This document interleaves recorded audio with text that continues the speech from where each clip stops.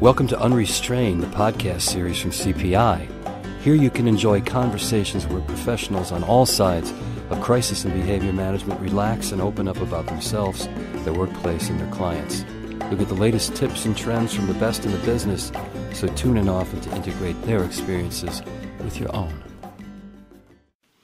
Hello and welcome to Unrestrained, the CPI podcast series. This is your host, Terry Vitone. Today my guest is the author and parenting expert, Annie Fox. Welcome, Annie. Hi, Terry. Thanks for inviting me. No, you're welcome. Well, Annie Fox is an internationally respected author, parenting expert, family coach, and trusted online advisor for teens. Her life's work, as she describes it, is helping youth effectively manage their relationships and emotions so they can feel confident in who they are.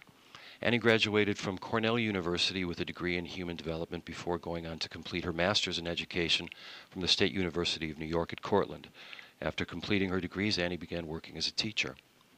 In 1996, Annie developed the idea for a website devoted to issues that matter to teens and young adults called The Insight. For 3 years, she served as creator, designer, writer, and executive producer of that award-winning site. One of The Insight's most popular features was Hey Tara, a cyberspace Dear Abby, and her book, The Teen Survival Guide to Dating and Relating, is based on the hundreds of emails to Tara and Annie's responses. And that experience certainly must have been helpful in preparing her latest book, the girls' Q&A book on friendship, 50 Ways to Fix a Relationship Without the Drama. It's for girls ages 8 to 12. The book contains questions from real girls struggling with relationships. Annie's latest book for parents, Teaching Kids to Be Good People, Progressive Parenting for the 21st Century, is a guide for navigating 21st century parenting challenges. Annie's also the host of the popular weekly podcast, Family Confidential Secrets of Successful Parenting. So, Annie, we're finally getting to you, and let's begin with a question about the girls' Q&A book on friendship, 50 Ways to Fix a Friendship Without the Drama. Can you talk about how you developed the concept for the book and how you selected the questions? Well, as you said so eloquently, Terry, in your intro, I've been answering emails through my website. It says 1997, so we're going on, 18 years. And what I found over the years is that these friendship challenges are really the number one thing that girls write to me about, more than about their parents, even more about boyfriends than the most distressing thing to them is when a friend stops acting like a friend.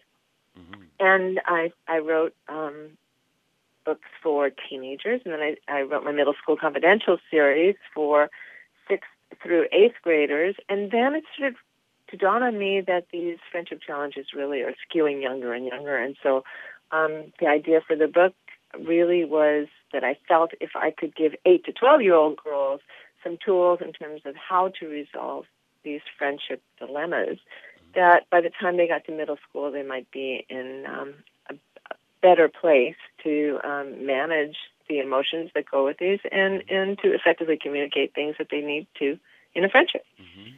Do you have a gut feel for why that age range is shifting down for questions of the nature that you have in the book?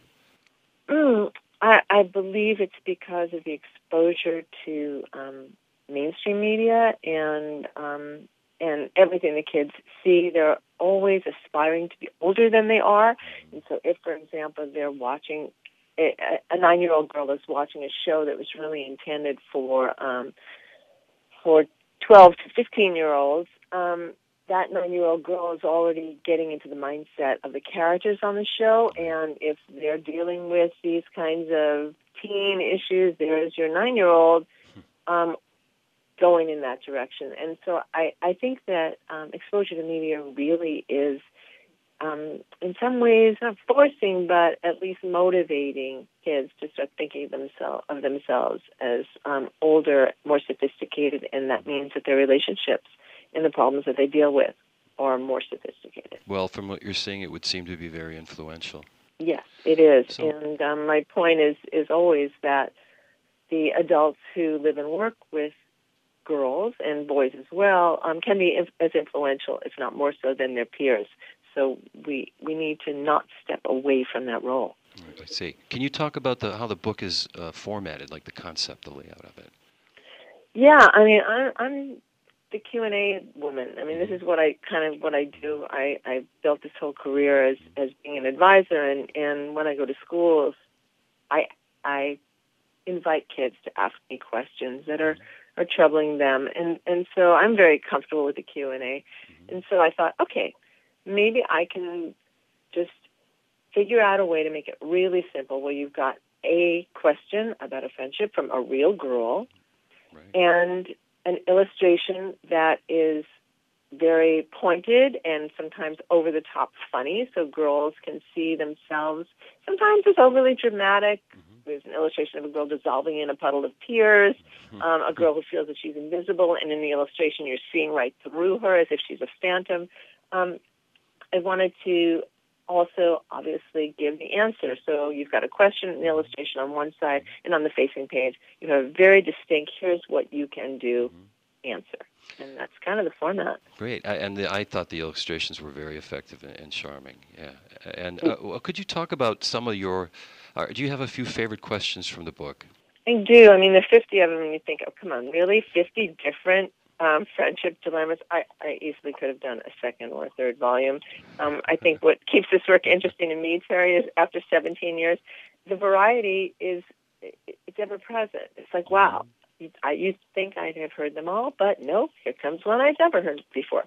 Yeah, I've got one that I love. It's essentially, how do you get out of a fight? The question is, what do you do if you're in a fight and you want to get out of it? And I think, especially in this day of social media, when kids are on it and as I say, mind melded to their peers 24/7, if their parents allow themselves to be, the idea of the drama of it, and you find yourself in an escalating fight with a peer, a conflict, and you want the end of it already. And this question I found was very poignant. It's like, how do you don't want to be fighting with this person anymore. You're exhausted from the fight. You see that it's taken up more time and emotional real estate than you want to give it anymore. How do you extricate yourself from it? Not an easy question. So that's one of my favorites. Another one, if I may, I'm sorry, but there's a related question there. How do I get out of a friendship? That's a very sort of ticklish one. Yeah, that is a ticklish one. Sometimes we outgrow a friendship, and we don't want to hurt anybody. But on the other hand, it becomes clearer that this person that I used to get a lot of satisfaction being with, for whatever reason, the magic's not there anymore. And I want to choose to spend less time with that person. How do I do that in a way that respects the person but also respects my need for different kinds of friends? Well, it's brave. I mean, it's a brave question to put in. And you were going to, before I interrupted you, Annie, go to another question that you were going to remark. Yeah, this other question here has to do with dealing with the anger of a friendship. The question is, my friend gets mad at me a lot. I don't know why, but I'm afraid to talk to her about it. So here, I mean, and this is really, Terry, this is really a big part of the reason why I wrote this book. I feel that the lessons that we learn as children in our peer relationships are often carried over to the relationships we have as we're adults. Could be our romantic relationships, could be our professional relationships. So in this particular one, where the girl who's writing to me doesn't like to be targeted with all this anger, she is afraid to tell her friend, hey, don't talk to me that way, because she's afraid she'll get more anger coming at her. I'm very concerned about girls putting up with, in this case, it sounds like there is abuse going on here, verbal and emotional abuse, between two girls in a friendship. How will the letter writer deal with this if she's ever faced with it in a romantic relationship? And the answer is that you need to understand what feels right to you, and you need to create the or draw from the courage it takes. I call it social courage, to stand up for yourself in a friendship, or to stand up for someone more vulnerable than you, and to say, this is not okay. I say to kids, there's always an exit in a friendship.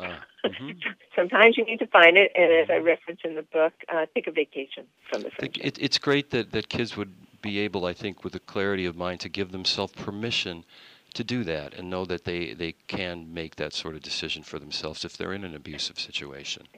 Yeah, I think that they rarely have considered that as a possibility. I like number 50. The final question, if from a philosophical slant, why are people mean to each other? Can you Oh talk my about that? goodness! Yeah, why are What were you people going to say? mean You to? knew I'd bring that up. Well, I was going to say, because I remember the moment I got this question. Sometimes I go to schools and I speak at student assemblies, and I encourage kids to anonymously pass questions up on little pieces of paper that the teachers hand out. And this one came up from a third grader. Oh my! Annie, why are people mean to each other? And did it kind of? Well, Did you just have to draw breath and kind of blink I and? did. I mean, I'm very honest, Mm-hmm. when I'm in front of kids, I go, wow, I just got a really, really big question. Mm-hmm. And then I threw it out to the kids. I said, what do you think? Oh, Why do that's you think great. this is true? Yeah. And they had some answers, and as I did in the book, it's a wonderful, deep and big philosophical question. And I think most of the time, Terry, people who ask questions like this are thinking, why are people mean to me? Why have I observed meanness? But they never consider the other side of it, which is sometimes I feel angry enough to be mean to other people. And I want them to explore that as well. Oh, that's a great perspective, an enlarging one for all of us. I think when we're angry or feel we've been hurt in some way. Do you see parents' involvement in this book and interacting with their daughters, or I mean, how might this Yeah, be used in the home? I hope so. I wrote that in the introduction. I see this as a great discussion driver, where a girl might not have the track record of talking about this kind of stuff with a trusted adult, parent, grandparent, counselor, mentor, coach, whatever, older cousin. But this book could kind of open those doors, and the idea of reading some or all of it with an adult there, to be able to, that adult could easily say, wow, that's an interesting question. It could bring up stories in the adult's own life, or the adult could say, has anything like that question ever happened to you? And when you kind of put it that way, I find that girls especially, when they're in a safe environment, would say, oh yeah, that happened to me. And then the next obvious question is, what did you do about it? And what did you learn? And and what might you do the next time if those emotions came up again in a friendship? I think that parental involvement could help, really underscore the permission to accept the. How am I trying to say this? It'll validate the response when the parents participates. Exactly, and I think it also helps girls recognize the fact that these emotions are things that all of humankind share, and that while emotions come unbidden, our responses to them can and should be very thoughtful. And this is how we distinguish ourselves, one person from the other, is how do we handle ourselves when we feel jealous or hurt, when we feel betrayed, when we feel rejected. How do we handle ourselves? And how do we process those emotions in ways that no one gets hurt? That's really the goal. There's another feature of the book where you bring in advice from teenage girls. I really like this, about how to be what you call a super friend. Could you talk about that for us a little bit?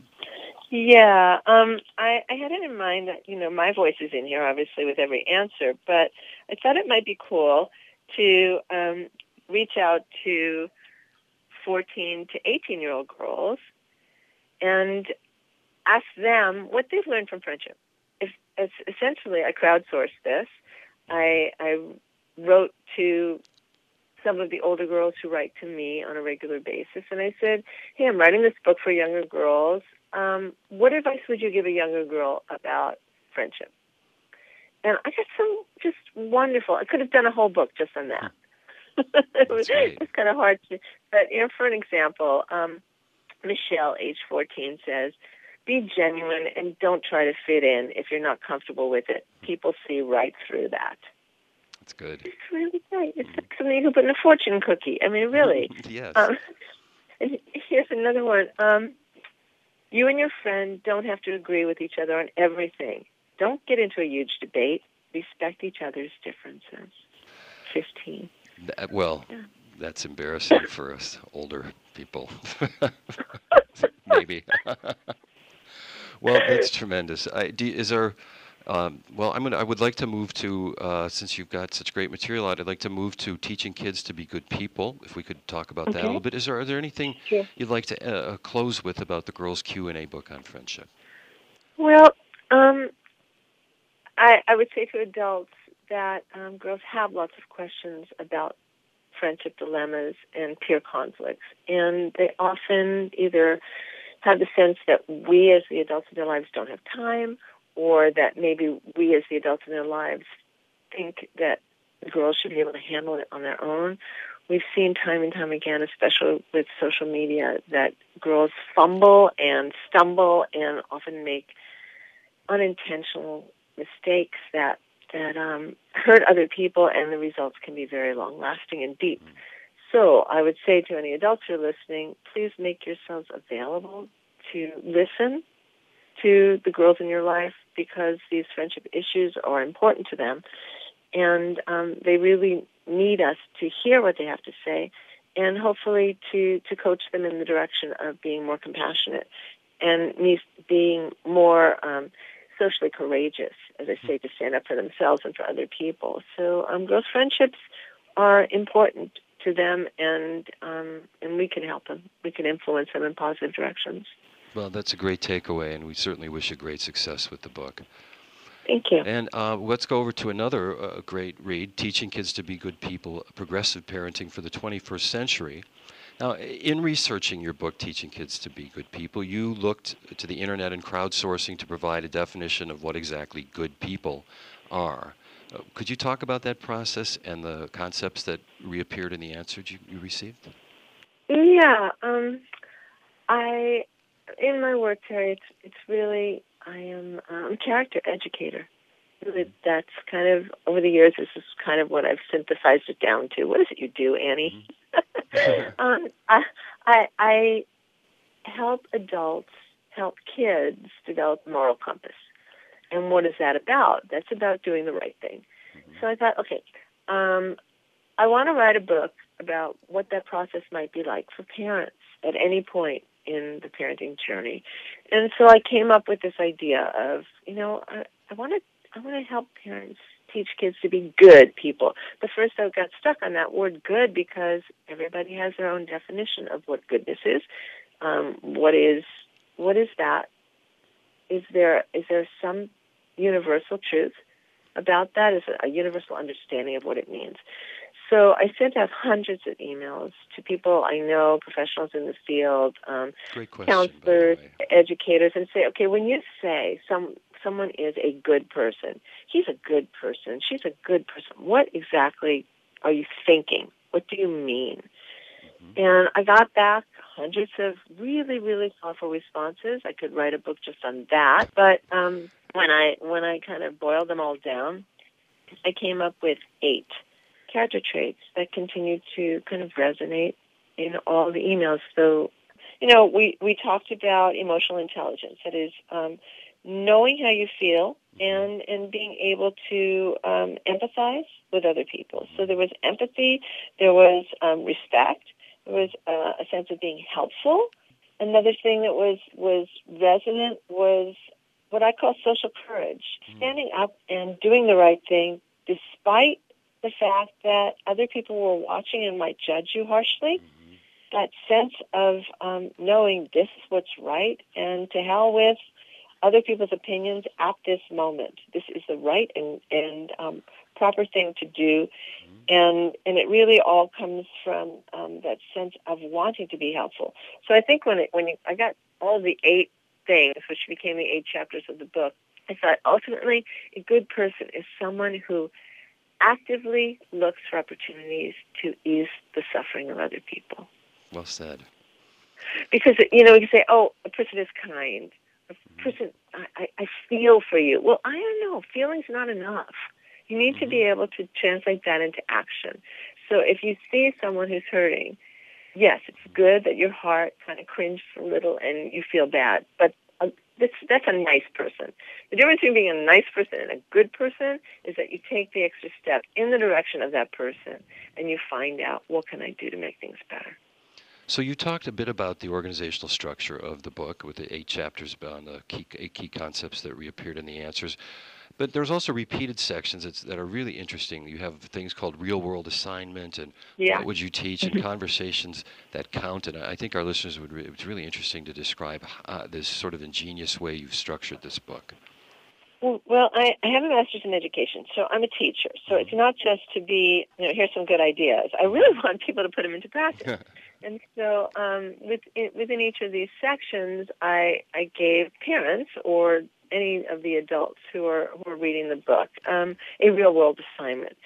So, for example, I've got one called Moving Towards Independence. It's not just to say, yes, we want our kids to be self-reliant, self-confident, and increasingly more independent as they grow. How do you teach it?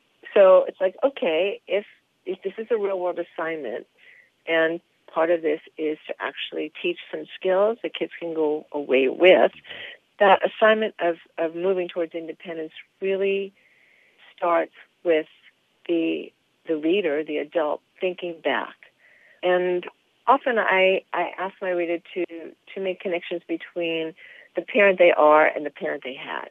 And if, for example, you as a teen felt that you weren't given enough opportunities to use your good judgment and to be independent, then I want the reader to think about that and to think about the feelings that came up. And then the next step would probably be to have a conversation with your child about what you uncovered from this little look back to your own childhood and say, I used to resent that I'll speak from my own experience right here. I had 2 older brothers, still have them.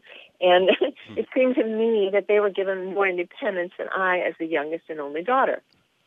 Even something as simple as I'm going out to ride my bike in the neighborhood, where there was no question about my brothers being able to do that, but there seemed to be more caution around my going out and doing it. And how did I feel about that as a child? And then how did I then turn around and raise my daughter and my son in terms of independence? And then to listen to them, to have a conversation that counts, saying, okay, maybe I have been a little lax in my giving you opportunities to show your independence. I've had a eureka moment, and from now on in this area, I'm going to give you more independence. And always to make agreements with kids. With independence comes responsibility and also accountability. And so there are ways that parents can phrase to have conversations with their kids around each of these big key topics, so that as a family you're learning from each other, and that parenting, Terry, parenting is not a science; it's an art form, and it evolves in the same way that filmmaking evolves. And hopefully we learn from the previous generation. The parenting we received can impact, but not necessarily cement, the parenting that we now give to our kids. And so it should be fluid, and it comes from good communication and awareness of what your goals are. There's another thing in teaching kids to be good people. You have some interesting concepts here. One of them is that you write that too many teens are what you call peer approval addicts. I mean, could you explain the term and then how teams might go about breaking that addiction? It's really an interesting one. I made up the term, so if anybody Googles peer approval addiction, it'll probably come to me. It really comes from the way that I read the emails that come to me, which, after 18 years, I'm still getting them daily from around the planet.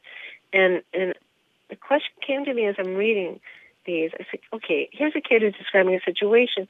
Clearly, he or she knows that they're in a bind, and they're not comfortable continuing this behavior with a friend, with a boyfriend or girlfriend, and yet they feel stuck. What is it that's keeping them stuck? And my sense was that their desire, the urgency for approval of this person is weighing very heavy on them. So I thought, okay, well, we know what an addiction is. An addiction is a compulsive behavior that you feel you have no control over and that you're going to engage in despite the negative effect it may have on your health, your well-being, or your relationships. That's what an addiction is. Peer approval is our desire, obviously, to be liked and approved of by the people we spend the most time with, our contemporaries, our peers. When we are finding that we are willing to do or say whatever it takes to get the approval of our peers, even stuff we're not particularly proud of, then it rises to that level. Then I think we're dealing with a peer approval addict. The truth is, as human beings, we are wired for social acceptance. We don't do very well as solo critters. We're not designed as solo critters. We work in conjunction with other people. So society and cooperative play and work is kind of the name of the game here. Otherwise, we'd be reptiles, and we'd kind of be, out for number one always, and our own survival might actually necessitate us eating our young, which many reptile species do. I mean, it's kind of weird when you think about it, but that's really the difference between mammals and reptiles. So we're wired to be looking at each other's faces, to read micro-expressions, and it's like, hey, if I say an offhanded comment, I mean it as a joke, and your nostril flares a little bit for a microsecond. I go, oh, Terry didn't think that was very funny. Then I have an opportunity to kind of backpedal and go, no, it was just a joke.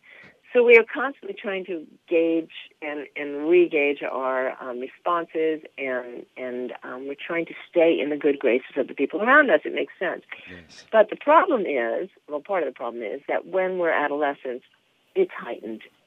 What our friends think about us is paramount.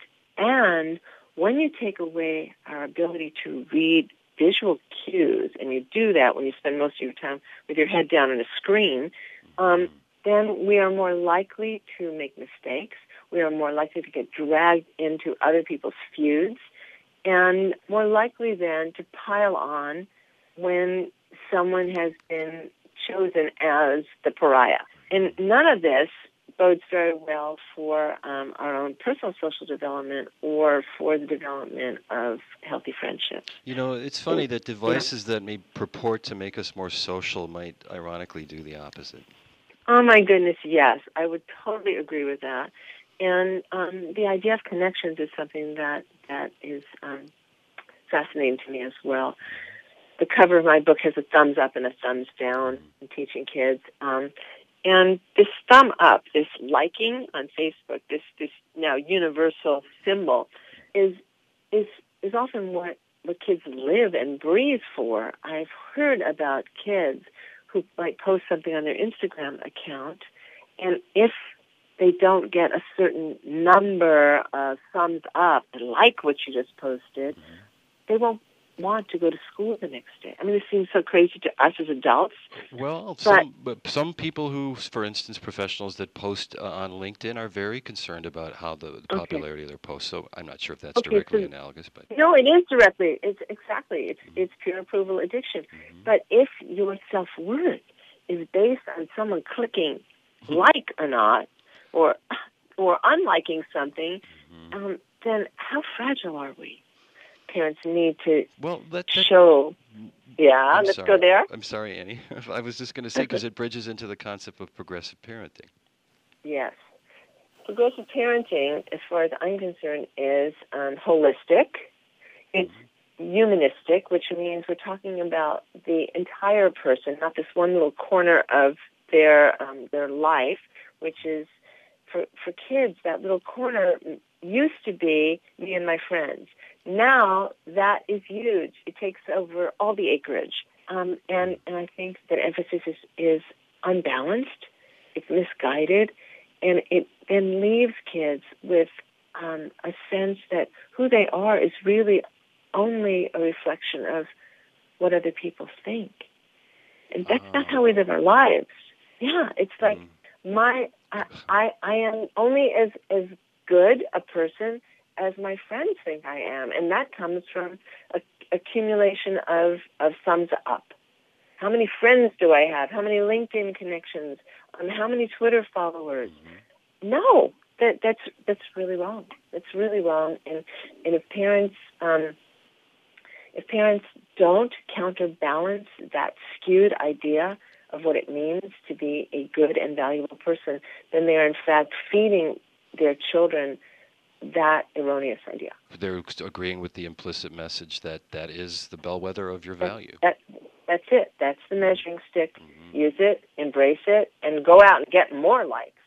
I have had emails from moms who, and this is going to probably blow your mind a little bit. Okay, email from a mom says, my daughter likes to wear whatever she likes to wear. And sometimes what she puts together for her outfit for school is unusual. Okay? Mom's problem is that the girl is not toting the line. She said, I wish, and when she wears these things, she gets made fun of. I wish that, at least a few days a week, she'd wear the Abercrombie and Fitch. I wish, she'd be more conventional in her dress so that she would fit in more. My goodness. I'm saying, Mom, embrace the fact that your daughter is, walking to the beat of her own drummer. Embrace her originality, right? I mean, and the social courage it probably takes to dress as she would. Exactly. Exactly. Instead, Mom is pushing her in the other direction. Be more conventional, honey. It's surprising to hear that mindset here and now, I guess, if you know what I mean. Yeah. Could we go to, there's a really interesting concept, and I think it relates in some ways. You have a concept in the book, Teaching Kids to Be Good People, about something called social garbage. How does that relate to the theme of your book? Okay, well, social garbage, I made it up. I have to make these terms. Yeah, I coined it. It is that stuff that is gossip, is rumor, is snarkiness. It's pretty much when you go on any aggregate, quote, news site, it's those little things on the side that are kind of making you say, oh, so-and-so said that, or so-and-so showed up at that event wearing that, or the innuendo. So-and-so is leaving their spouse of 10 years and was seen fooling around with so-and-so. Those things that used to be the low level of tabloid, and now are right in our face all the time, and we used to think that we were superior at the checkout counter of the supermarket, and then it was People magazine, and now it's those enticing sticky clicks away that you could find out anything you never really wanted to know. But okay, so that's social garbage. And in middle school, social garbage rampant in middle school. I would sometimes come to a middle school, and I'd be on a stage, beautiful stage, polished floor, and I'd purposely bring some crumbled up pieces of paper in my pocket. And I say, okay, I want to find out. Thank you for inviting me here. Your stage is beautiful. Your gymnasium floor is beautiful. How would you feel if I just emptied my pockets and put these crumpled pieces of paper all over them? And they go, whoa, hey, is that okay? No, that's not okay. Why? Because it was clean. And people will see you dumping this stuff, and you'll get in trouble. Ah, got it. Okay. So then I dump more paper on the floor, and I say, imagine I came into this as your school. The stuff is already all over the place. Now, I have one more piece of paper in my pocket. It's the candy wrapper that I ate in the car on the way over. Is it okay now if I add this candy wrapper to the papers that are already crumbled on the floor?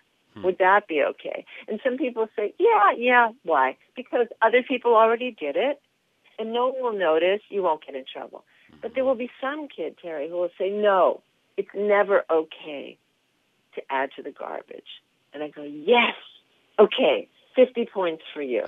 It's never okay to add to the garbage. I don't care what happened before. I don't care what is normal for this environment. Think about the choices you make when someone says, hey, Terry, did you hear about? Pass it on. Did you hear about? What you choose to listen to, what you choose to forward, or even what you choose to like in a thumbs up kind of way, that propagates the garbage. And I say to kids, here's a really simple rule of thumb. It's never okay to add to the garbage. And if you contribute because you think it's all right to do that because someone else has done that, you might be in danger of being, another thing you describe in your book, or a collective of, you might be in a group of sheeple then. Yes. Talk about that and why it's important to this discussion. Okay, I did not coin the phrase sheeple. I don't know who did, but it's brilliant. Sheep just kind of go around with each other, and they barely look up. They just follow who's ever in front of them, beside them. They just keep walking over the cliff. Or those lemmings, but it's the same thing. But a sheeple is really someone who doesn't think clearly about what is right for me, what does my moral compass tell me, what does my gut tell me, and where are my values. They just go along to get along. And if you care so much about what other people think that you're not thinking for yourself, then you're a sheeple. And so then when push comes to shove and you are now held accountable for something that you did that wasn't okay, then you can't use the excuse, other people were doing it. She started it. Yes. Can we talk about behavior modeling for a minute? So if we're going to not have sheeple, it makes sense that there be an example there of somebody who is independent and forward-thinking. And you write, if you're not modeling, and I'll quote from your book, if you're not modeling what you teach, then you're teaching something else. What's the danger there? I may have to unravel that a little bit, because the first time I read it on a wall in a teacher's lounge, I thought, what is that? If you're not modeling what you teach, you are teaching something else. What this means is kids are always watching. In fact, we're always watching everybody, adults alike. If you're not modeling what you say is important in your role as a parent, respect for other people, compassion, forgiveness, social courage, if you're not modeling that in your own life, then your behavior is teaching something else. You are modeling or teaching something else. So I may say to my kid, for example, you need to get yourself up in the morning on a school morning. That is a form of showing that you are a responsible young person. You have an agreement to be at school and ready to work at 8:30 in the morning, and so get yourself going. That's what we say. But if what we're modeling is, hey, I got a parking ticket, you know what? Yeah, I did park in that zone, but I'm not going to pay it. Forget that. Right. Then you're modeling something else. So you're talking about responsibility, but you're actually living something else. That's really what it means. And so for parents, I purposely use the word teaching kids because it's an active process.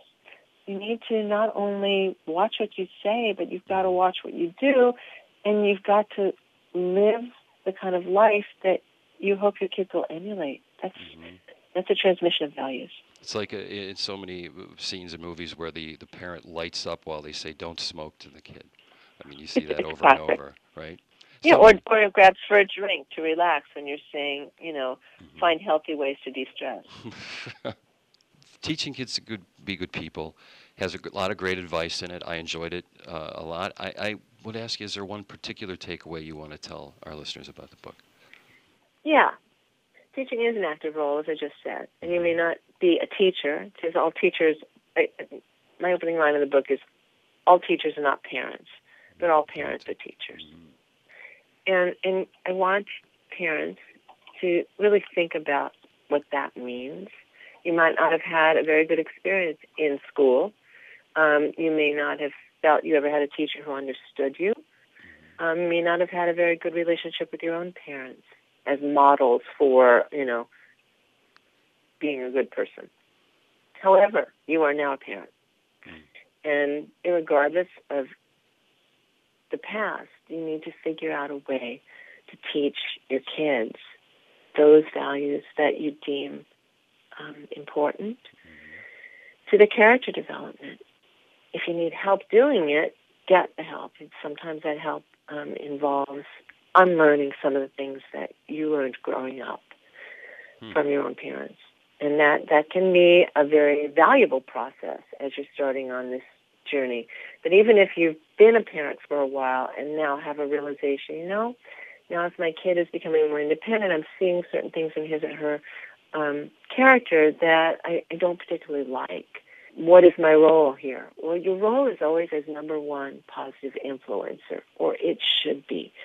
And as kids spend more and more time on social media interfacing with their peers, the peer influence becomes more important. But that does not mean that you should step down from your role, because even older teens continue to be influenced by their parents, and you want to make sure that that influence that you're providing is very positive, that it's consistent, and that you know what's important to you. It's not that you should be preaching all the time, but there are a zillion teachable moments that happen throughout every single day in every family where you can either demonstrate or talk about something that will reinforce what you say is important to you. Thank you. I think teaching kids to be good people is a great, read all the way through, but I'll bet you a lot of parents are going to use it as a reference guide just to go back to when they have a question they have a problematic situation, because there's so much practical advice and strategies in the book. Some other questions, Annie. You're kind of a cyberbullying expert. It's a hot topic these days. Online harassment certainly become serious and huge in the media. How do we get kids to play nice on social media? Well, okay. How do we make gold fall from the sky, I guess? No. It's not, people use the word cyberbullying as if it's something different from bullying. And I don't even like the word bullying, because it's become a catch-all phrase. And when kids saying, "Teacher is bullying me," it's kind of like, everything is not bullying. Right. There's plenty of negative behavior that should be addressed, but it's not necessarily bullying. Bullying, let's get clear, typically is unwanted, ongoing, and it usually has to do with a power discrepancy. Right. And that could be in the workplace between a boss and an employee. It could certainly be in a romantic relationship. It could be teacher to student, where you see a discrepancy between power, or it could be in a peer relationship, where you often see it amongst kids, where one kid has taken social dominance over another. A more vulnerable kid may be more vulnerable to being intimidated. And I like the word intimidation better than, not that I like what it is, but I prefer it to the word bullying, because intimidation is an intentional behavior. It is me as the intimidator looking for ways to undermine you, to shake you up emotionally, and to exert power over you. Now, that doesn't matter whether I'm doing it in the locker room, on the school bus, or on Facebook. So intimidation is really what we're talking about. And right. It's not like me, like... Or in the office, for that matter. Or in the office, for that matter, absolutely. Or on the Little League field, or wherever it is. It is a choice. Intimidation is a choice. It's not necessarily like, wow, that's quite a haircut you got. Which may be me putting a little jokey spin and a thumbs down on, I don't like the way you just got your hair styled, but that is not bullying, nor is it intimidation. It may not be appreciated. It certainly should be addressed, but it's not that. Okay, so when we're talking about cyberbullying and how to teach kids to be nice on social media, I think it goes back to core values. If you teach your kid that it's never okay to add to the garbage, and it's certainly never okay to intentionally hurt someone, then I don't care what handheld device they've got on their person or what app they're using. Right. And that's really where parents kind of step back when they should be stepping forward. They're getting a little bit flustered by the fact that they don't know about Snapchat or whatever the next flavor app of the month is. It's not about that. This isn't a tech issue at all. It is a parenting issue. And if your kids know, without a doubt, that your expectation of their behavior is that they will be helpful. Remember we talked about to actively look for opportunities to ease people's suffering, not to increase it. Then your kid will play nice anywhere. You know, I was just about to ask if you were a communist, but I am a progressive. That's right. Good. And the word progressive for me means that we're making progress as a civilized race of people. Thank you. And we're not politically affiliated at all here at the Unrestrained or at CPI. So what about Electric Eggplant? Can you talk about that? Mm-hmm. Electric Eggplant is a multimedia company that my husband and I started in 1992. Do you want to know why we chose the name? Yes. Yeah. Okay. We will. I'll just say that we produce my podcast. We publish books, ebooks, iBooks, and we also develop apps. We chose the name because I'm a gardener, and I like to grow all kinds of yummy things. Oh, that's great. And my husband formerly worked for Lucasfilm, and so Industrial Light and Magic was, something that is a very, very cool name. And I thought, okay, electric something. Hey, electric rutabaga, electric garlic, eggplant, electric eggplant. And where can people find your stuff online? Go to electriceggplant.com. All right. There probably is only one. Or you can find me at AnnieFox.com. That's ANNIEFOX, correct? That's correct. All right, great. Now, you're really prolific, and you're just a powerful and funny advocate. Who inspired you? Who inspired me? Wow. Well, I've never been asked this question before. Seriously? Seriously, really. I mean, I do a lot of things, so I take inspiration from a lot of different places. That makes sense. When I was my first job, paying job, as an after-school part-time thing, I was a page in a library. And for those of you who don't know what a library page is, those are the people who shelve the books. Right. After you bring them back, the circulation department puts them on a truck, and then they have to go back in the stacks in a certain order.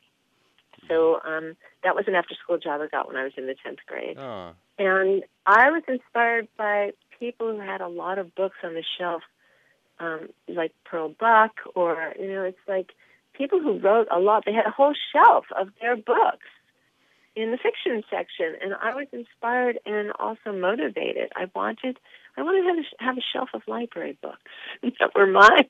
That's a great moment to look back on, and now to have that shelf of library books. Congratulations. But on a more philosophical level, I'd say Gandhi has inspired me. Wonderful. Well, thank you, Annie. My guest today has been the author and parenting expert Annie Fox. We're grateful to have her. Annie, thank you. This has been so much fun. Thank you very much for this opportunity, Terry. All right. You're welcome.